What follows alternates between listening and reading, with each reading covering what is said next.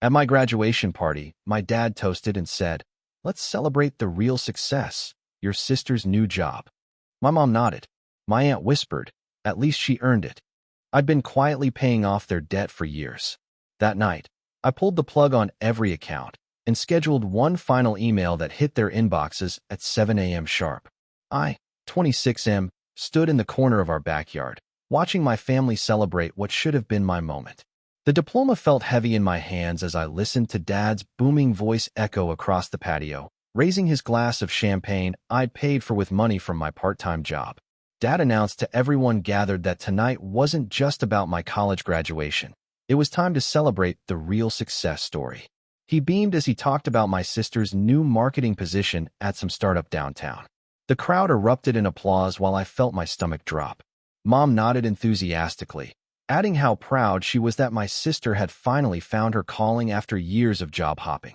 My aunt leaned over to her friend, whispering what she probably thought was quiet enough that I wouldn't hear.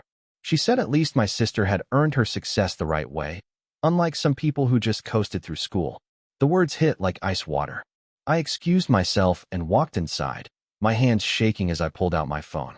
The banking app showed the same numbers I'd memorized over the past 3 years.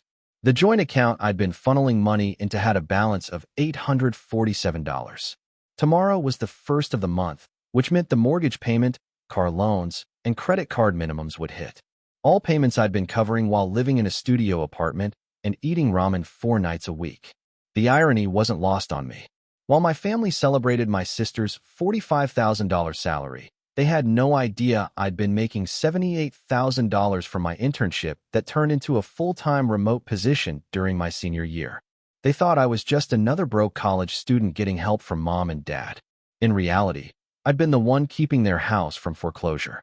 It started during my sophomore year when Dad lost his job at the manufacturing plant. Mom worked part-time at a daycare, bringing home maybe $800 a month. My sister had dropped out of community college to pursue her dreams of becoming an influencer, which mostly involved expensive photography equipment and designer clothes for her Instagram posts. I watched them struggle for months before quietly stepping in. I told them I'd gotten a small scholarship that came with a monthly stipend, and I could help with a few bills. What I didn't mention was that I'd landed a lucrative internship with a tech company and was working 30 hours a week while carrying a full course load. The small help turned into paying their mortgage when Dad's unemployment ran out.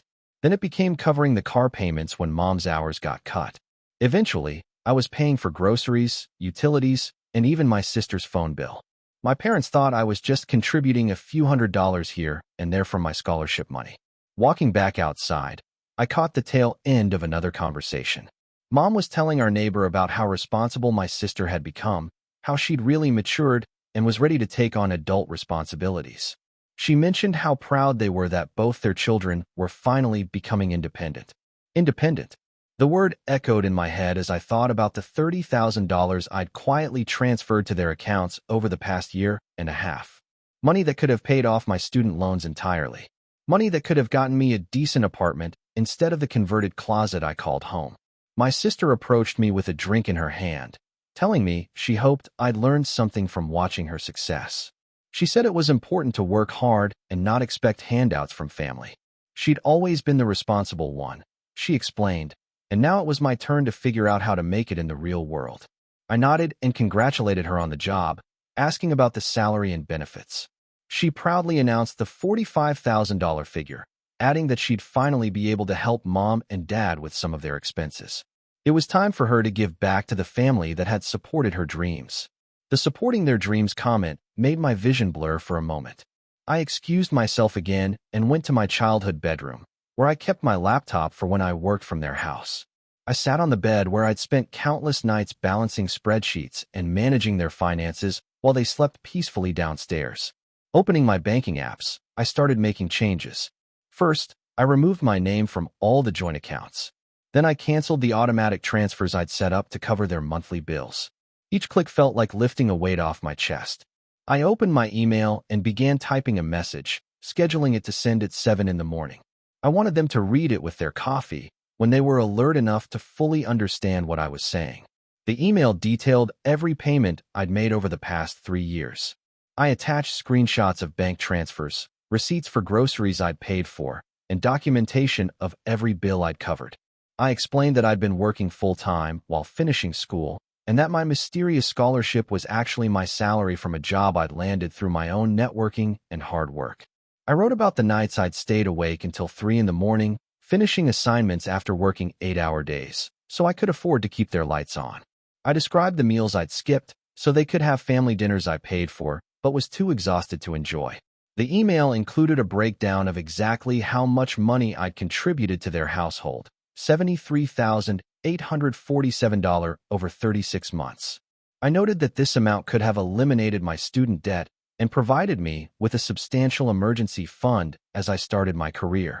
I explained that since my sister was now the family success story and ready to take on adult responsibilities, she could take over the financial contributions I'd been making.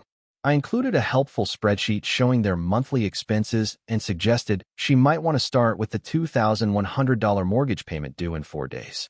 Before closing the email, I mentioned that my lease was ending in 2 weeks and I'd found a nice apartment across town. I wouldn't be available for family dinners or celebrations for a while, as I needed time to focus on my career and build the emergency fund I should have had years ago. I scheduled the email to send in 8 hours and closed my laptop. Walking back downstairs, I found the party still in full swing. Dad had moved on to telling stories about my sister's childhood, emphasizing her determination and work ethic. Mom was showing pictures from my sister's new job's orientation day, beaming with pride. My sister was holding court near the dessert table, explaining to anyone who would listen how she'd networked her way into the position and how important it was to take initiative in life. She caught my eye and waved me over, suggesting I should ask her for career advice now that she was established in the professional world. I walked over and thanked her for the offer, telling her I appreciated her willingness to help family members who were struggling. I mentioned that I was sure Mom and Dad would be grateful for her support, especially with Dad still looking for steady work and Mom's reduced hours. She looked confused for a moment, then laughed and said that was what big sisters were for. She'd always been the responsible one in the family, and now that she had a good job, she could finally help out financially. She was looking forward to contributing to the household and maybe even helping with some of the bigger expenses. I nodded and wished her luck, adding that she might want to start budgeting right away since financial responsibility was a big adjustment. She agreed enthusiastically, saying she was ready for the challenge. The party wound down around midnight. I helped clean up, loading the dishwasher with plates and glasses that I realized I'd probably paid for months ago. My parents thanked me for helping with the party setup and cleanup, mentioning how nice it was to have both their children home and successful. Dad pulled me aside before I left, telling me he hoped I'd learned something from watching my sister's journey to success. He said it was important to be self-reliant and not depend on family for financial support. He and Mom had always been proud of raising independent children, and now they could finally stop worrying about money since my sister would be contributing to the household. I agreed that independence was important and that it would be interesting to see how everyone handled the new financial arrangements. I mentioned that changes were coming soon, and everyone would need to adjust to new responsibilities. Mom hugged me goodbye, commenting on how mature both her children had become. She said it was wonderful that my sister was ready to help with family expenses and that I should focus on finding a job and building my career. She was confident that both her children would figure out how to be financially responsible adults. I drove back to my studio apartment, thinking about the email that would arrive in 6 hours. I wondered if they'd call me immediately or if they'd spend time discussing it among themselves first. I turned off my phone, planning to keep it off for the next 24 hours. Update 1. The next evening, I finally turned my phone back on. 47 missed calls and 62 text messages. The voicemails ranged from confused to angry to desperate. Dad's first message asked if there had been some kind of banking error. Mom's voice was shaking as she asked me to call immediately because something was wrong with their accounts. My sister left 3 messages. The first one demanded an explanation for what she called my dramatic stunt. The second one asked how I expected them to pay their bills without warning. The third one, left around noon, had a different tone entirely. She asked if we could talk because she'd been looking at the numbers I'd sent, and she wanted to understand the situation better. I listened to all the messages before reading the texts. Most were variations of the same themes: confusion, anger, and requests for explanation. But scattered throughout were messages that showed they'd actually read the email thoroughly. Dad sent a text asking if I'd really been paying their mortgage for over 2 years. Mom asked how I'd managed to work full-time while finishing school. I decided to respond to one person, my sister. I sent a simple text saying I was willing to talk if she had genuine questions about the situation. She called within minutes, her voice much quieter than usual. She asked if the numbers in my email were accurate, and I confirmed they were. She wanted to know how I'd managed to earn that much money while in school, so I explained the internship and how it had developed into a full-time remote position. She was quiet for a long moment before asking why I'd never told them about the job. I explained that initially, I'd wanted to help without making them feel bad about accepting money from their college-age son. As time went on, it became clear that they preferred thinking of me as the kid who still needed their guidance while my sister was the responsible adult. She asked what I expected to happen now, and I told her the truth. I expected them to handle their own expenses like most adults do. If she wanted to help financially, as she'd mentioned at the party, that was between her and our parents. She pointed out that her salary wasn't enough to cover what I'd been paying, and I agreed that it wasn't. I suggested they might need to make some difficult decisions about their lifestyle and expenses, which was a normal part of financial planning. The conversation ended with her asking if I'd consider helping with just the mortgage while they figured things out. I told her I'd already figured things out. I was moving forward with my own life and finances. I wished her luck with her new responsibilities. Update 2. 3 days later, I received an email from Dad. It was formal and carefully written, clearly drafted with input from Mom and my sister. They acknowledged that they'd been wrong to downplay my contributions at the graduation party and that they hadn't realized how much I'd been helping financially. The email included an apology for not recognizing my achievements and for taking my support for granted.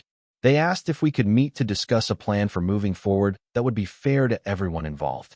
I responded that I appreciated the apology but wasn't interested in negotiating a payment plan. I explained that I'd spent 3 years sacrificing my own financial security to support their lifestyle choices, and now I needed to focus on rebuilding my emergency fund and planning my own future. I attached a detailed breakdown of my actual expenses during college: the studio apartment, the ramen noodles, the secondhand textbooks, the nights I'd worked instead of socializing. I wanted them to understand exactly what their financial freedom had cost me. 2 weeks later, I moved into my new apartment. It had a real bedroom, a kitchen with full-size appliances, and windows that actually opened. I bought my first piece of new furniture, a comfortable desk chair for my home office.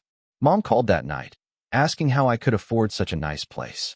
I explained that when you're not supporting 3 other adults, a $78,000 salary goes much further. She was quiet for a long time before asking if I'd been unhappy about helping them.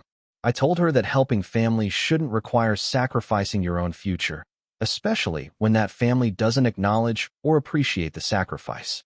Update 3. 6 months later, my sister reached out again. She'd moved back home to help with expenses, and her entire salary was going toward their bills. She'd had to sell her car and use public transportation to save money. She wanted to know if I had any advice for managing such a tight budget. I sent her the spreadsheets I'd created during college, showing how I'd tracked every expense and found ways to cut costs. I included information about food banks, discount grocery stores, and free entertainment options. I'd learned all of this while secretly supporting her lifestyle, and now she could use the same resources.